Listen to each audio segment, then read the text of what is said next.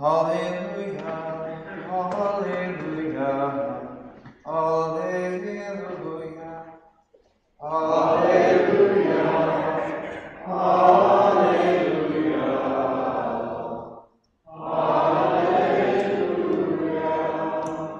The Lord be with you.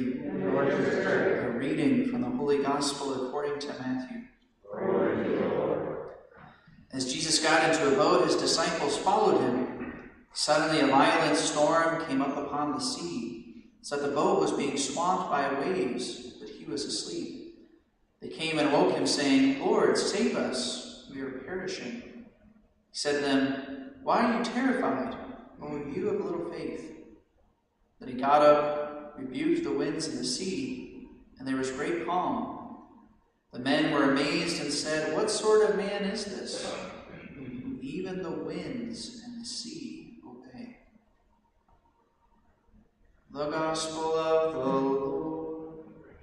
Praise to you, Lord Jesus Christ. So we're getting into the readings of all of the Old Testament prophets, and a Bible trivia question this morning. The question is, there were two prophets who prophesied to the northern part of Israel. Everybody else, like Isaiah and Jeremiah and Ezekiel, they were all prophesying in the south, in Jerusalem. There were two prophets who prophesied in the north. Somebody know who they are? One is Amos, which we heard from today, and then the second one is the prophet Hosea, which we'll be hearing from next week in election. So they prophesied in the northern part of Israel. Right? So remember, this is the part of the Old Testament. This is 100 years or so after the divide of the kingdom, shortly after the death of King Solomon.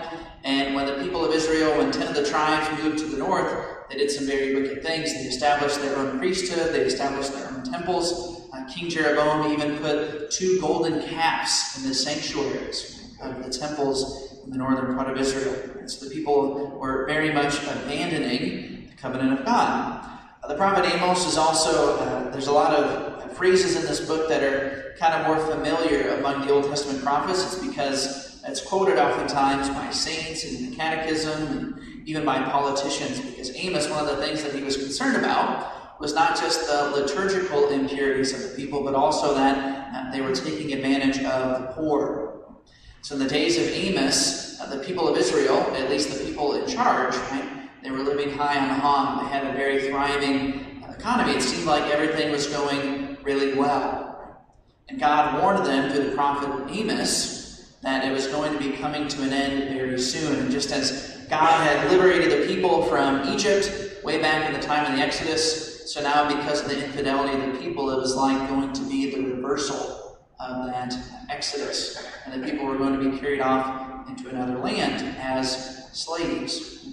So as we read through this book of Amos, that's many of the themes that he's talking about. He also is one of the first prophets to describe the people of Israel as unfaithful like Sodom and Gomorrah, comparing what he will do in the days of the exile to like what he did in the days of Sodom and Gomorrah. That's how wicked the people in Israel had become.